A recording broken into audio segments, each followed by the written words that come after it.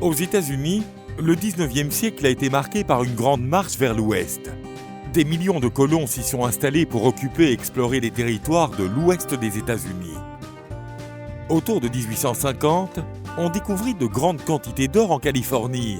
Et ce fut le début de la grande ruée vers l'or, accélérant d'autant plus les installations de colonies vers l'ouest. La grande croissance de villes comme San Francisco fit naître une demande pour tout type de services. Le courrier postal en faisait partie. En ces temps-là, un message, même s'il était urgent, prenait des semaines pour traverser le pays. Puisque toutes les nécessités sont la source des opportunités, 3 entrepreneurs trouvèrent une solution à ce problème. En 1860, William Russell, William Waddell et Alexander Majors fondèrent la Pony Express Company dans le Missouri. L'entreprise promettait de livrer du courrier express sous 10 jours, ce qui semblait impossible comparé aux semaines que cela prenait habituellement pour que le courrier atteigne sa destination par la mer ou la terre. Pour tenir leurs promesses, ils firent appel à des messagers qui voyageaient à grande vitesse entre différents points d'étape, où les messagers changeaient de cheval ou transmettaient leur courrier à un autre messager qui continuait le voyage à sa place. Les cavaliers étaient sélectionnés avec soin et on les payait 3 fois le salaire habituel pour l'époque.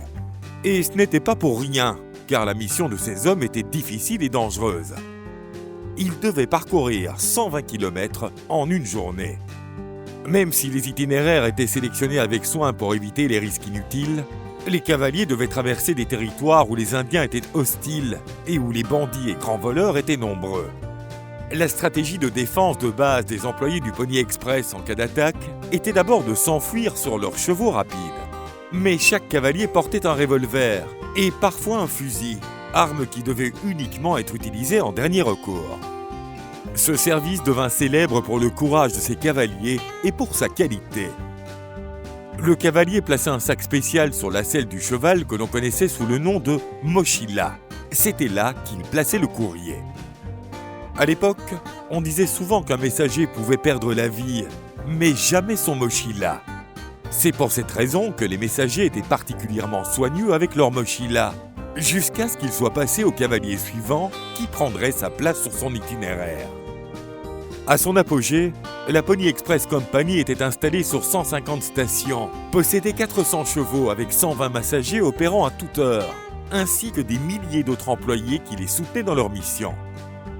Mais l'entreprise ne dura pas, car l'expansion des lignes de chemin de fer commença à prendre de l'ampleur.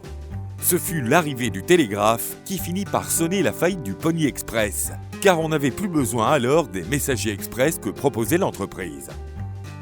Le Pony Express aura livré plus de 35 000 courriers express en seulement 18 mois de service. Et il fut vendu à des entreprises concurrentes qui proposaient des services de courrier express. Même si elle n'est pas restée longtemps en activité, l'entreprise est entrée dans l'imaginaire collectif de sa nation. Et parmi ses messagers, on compta des hommes célèbres tels que Robert Aslan et Buffalo Bill Cody, ce qui fit une source d'inspiration pour plusieurs films.